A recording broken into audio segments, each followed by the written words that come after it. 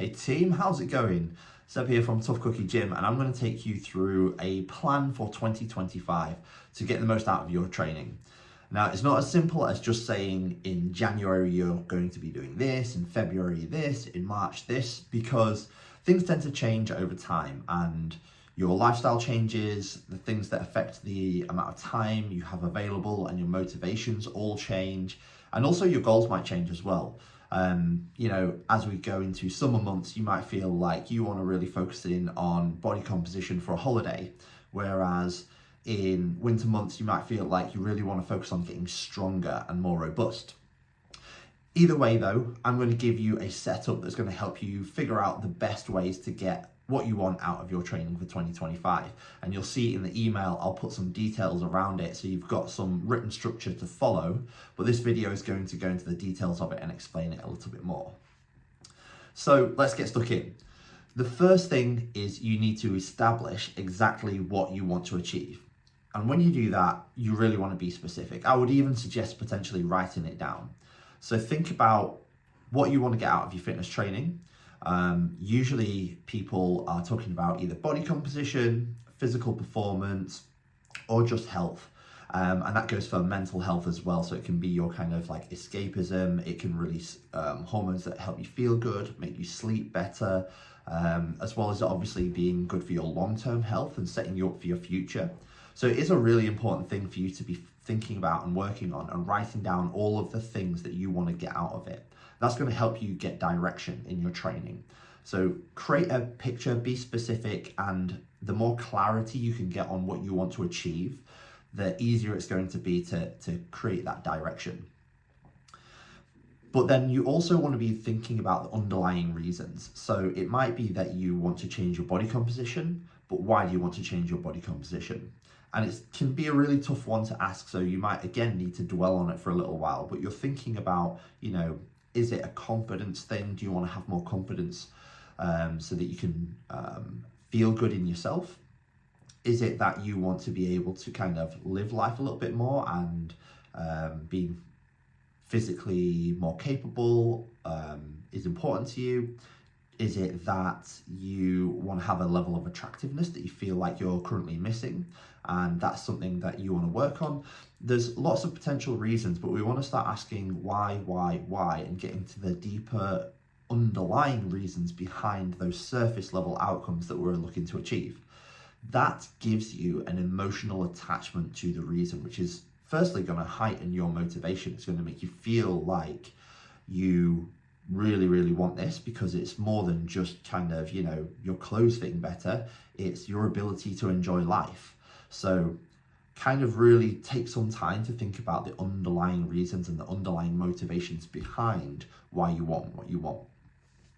So this is going to give us our kind of direction of travel. But what we also need to figure out is where we're coming from. So another thing for you to do is have a little assessment on where you're at. And that's going to be physically. So thinking about your current kind of levels of fitness and strength, what you feel you're able to do in terms of physical capabilities, yes, but also in terms of volume of training, like how much training could you do reasonably in a week? And you're going to be thinking about both what your body is capable of, but also your lifestyle and how much time you've got free to be able to do that, and any other influencing factors that affect your ability to put time, effort, and investment into your health and well-being. Once you've got that, you've got kind of like a starting point, and that should also include your mindset. So having a little bit of a think around, the way you approach things and the things that might hold you back, or the things in your own mind that might hold you back. Create that starting point, and then we have a start point and a direction of travel, something that we want to head towards in order to achieve. Now we've got those, we can create a bit of a plan of how to get there. And this is where we like to reverse engineer. So you're thinking about where you want to get, where you're at, what is the missing link, what's going to bridge that gap to get you from point A to point B. And this can be something that is split up into kind of, phases of work or phases of training.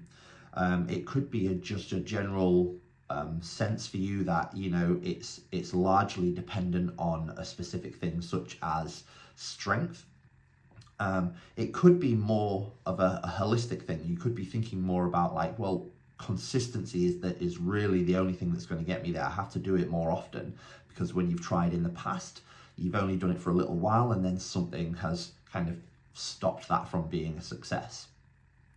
So reverse engineering it, what we will often do is split our training into kind of 2 monthly blocks, and that allows you to repeat the workouts week on week for sort of 8 weeks. Not exactly the same, but with some kind of progressions and adaptations, but essentially the same sort of structure for about an 8-week window, which will allow some repeatability, so you get to kind of get better at what you're doing. You've got some time to build confidence in doing what you're doing and build some experience.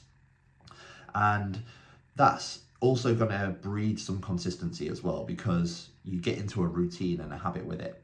So doing this is basically going to help you actually have a window of time where you can see yourself progress, as opposed to each week and each session just being completely different. You know, you're doing a different shoulder exercise this time, you're doing legs today instead of back, you're doing, you know, a full cardio session when normally it would be a strength training session. When you mix it up too much, there's no consistency there, and you don't kind of get the chance to see your own progression. So that's something that we'll do with our team, and if you're already in Tough Cookie, you'll know this and you'll see this within your training. We'll see that we have progressions, but there's a lot of consistency there for us to see ourselves get better.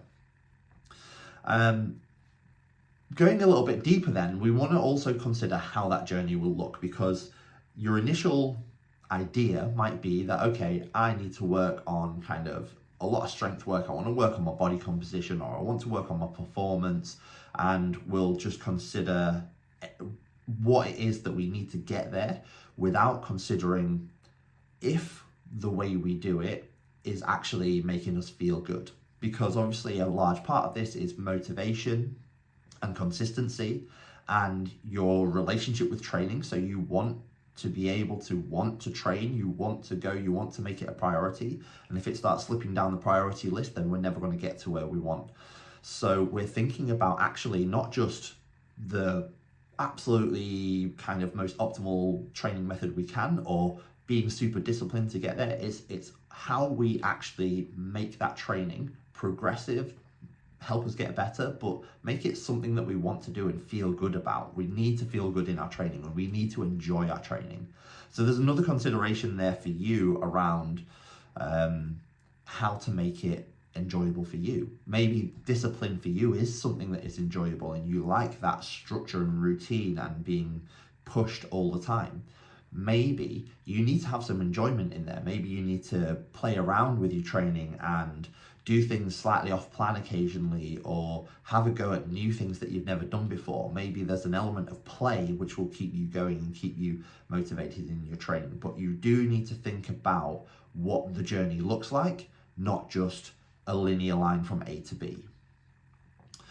And then we're thinking about what's missing. So now we've started to get into all of this. You might be thinking, well, I don't know how to do that. I don't know what the right exercises are, but also if I do know what the right exercises are, I don't know how to make it enjoyable. I don't know how to kind of get into a feeling where I want to consistently go. And your experiences in the past might be that when you have tried to do this before and you even feel like you know what you're doing, but you just don't seem to stick to it, then we want to be thinking about what's missing.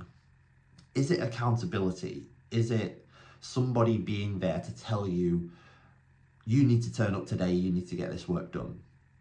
Is it knowledge? Do you feel like, actually, I don't know if the exercises that I'm choosing to do are the right things for me? I recently had a conversation with a client who said that she would often do a lot of glute exercises and a lot of glute training, but found that she really didn't like her body very much. And now that she's being coached and being encouraged to do different things that she would never have done herself, those thoughts of disliking her body have gone, and she actually has found herself enjoying training and she wants to do the things that she's not been done or not done before, but is being asked to do. And not only is she getting the body composition results that she wants, but she enjoys the training and she's getting more than just glute training. She's getting a full body package that is giving her exactly what she wants and needs. But that comes from somebody providing that knowledge for her. Maybe it could be confidence in knowing that you're doing the right thing. So even if you think that you've seen a program or you've seen somebody do some training that you think is similar to you, but you're just not really sure if that is the right thing for you, maybe it's just that confidence. But the big one that it often comes down to amongst all of these is like consistency. And it might be that consistency for you is historically the thing that's been missing. And how do you get that consistency?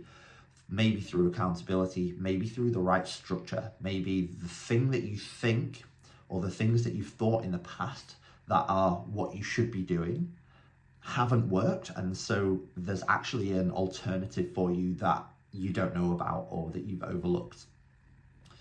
So identify what's missing and then obtain it. So go out and either get a coach, find a gym, a program, a structure, the accountability, the knowledge, whatever it might be, gain that missing element or those missing elements to help you stay on track. And if it is, again, something that you're like, well, I don't know where to get that from, tap us up at Tough Cookie Gym, because that's where we jump in and help you out and we can cover all bases. So go out and get it. And like I say, we do a no sweat intro. So if you do want to chat with us at any point, we can have kind of just an easy breezy chat about what it is you need and what the right things are that are going to help you. As a little bonus though, you're also going to consider what barriers you're going to face, because they will inevitably crop up. What barriers are you going to face in your training that are going to make this hard at some point for you? And how are you going to deal with them? So when consistency falters, when motivation drops, when life gets in the way, which it will do, how do you address those things and how do you keep yourself going? I always like to remember that other people have gone through the same things or even potentially harder things and have still managed to make it work. So that tells us that there's always an option. There's always a way to overcome these barriers or to get around these barriers. So rather than them being things that completely throw you off track, stop you, decrease your training, stop you training completely, there are ways around it. And it's been proven that, there's hundreds of thousands of people who do this, so it can be done. And again, if you don't know how to do that or how to overcome the barriers that you feel like you're going to be facing in due course, then again, potentially some help, some support around those things is going to be exactly what you need, and some advice. And my final bit of advice for you today is that it cannot be all or nothing. You cannot go into this process thinking that you have got to be absolutely perfect. And if it's not perfect, you completely disengage. It does not work. It gives you no room for error. And we often like to say, or I often like to say, that you've got to be bad at something before you can be good at it. So you have to allow yourself the grace to not be perfect with your training, not get every training session in, not optimize all of your training. We are looking for better. We're looking for improvement, not perfection, which is subjective anyway, because you could do what you think is a perfect training session and somebody else comes along and says, I don't think that's perfect because of X, Y, and Z. You can be as perfect as you can be and hit all of the training sessions that you planned, and somebody comes along and says, I think you've got the wrong kind of volume and you're doing the wrong intensity, and if you did something different. So the truth is, there is no right or wrong, which means there's no perfection. And if that's the case, then all we can hope for, all we can work towards is improvement and better, and gaining more knowledge, gaining more experience, improving ourselves, but without the fear of, if we miss a session, or if we're not perfect in a session, or if something doesn't quite go to plan for a little while, then we completely lose all of our ability to get any kind of progress or results. Instead, we need to just be doing the best we can. And if you're doing the best you can, that's all you can do. Whether you can do better might come down to, and all the things we've spoken about, the advice that you get, the structure, the accountability, the help, the approach, the plan that you've got to get you from where you are to where you want to be. All of those things can improve your progress, but there's no possible way to be perfect. So we're just looking to get you better and better and better as much as we can, and not just get you from A to B, but get you from A to B in a way that you enjoy. And also another thing that I like to consider is increasing the rate of progress. So we can get you progress, but if we can also give you the tools to increase your rate of progress, then we're going to get you results faster. We're going to get you better as a human being quicker. So all of this combined together is going to form your basis for 2025. And then when you sit down and structure all this out, you can start coming up with the more kind of detailed plan in terms of the actual training sessions that you're going to be doing, how you approach nutrition even, and your general lifestyle and how everything that goes on in your life affects your training. But it starts off with you having a real clear vision of how that looks for you and your life and the direction that you're heading in. Team, thank you for watching. More details in the email, and I will catch you soon. And like I said before, if you have any questions or want any help or want to book in a No Sweat intro with me, then please reply to this email and we'll get you into Tough Cookie Gym.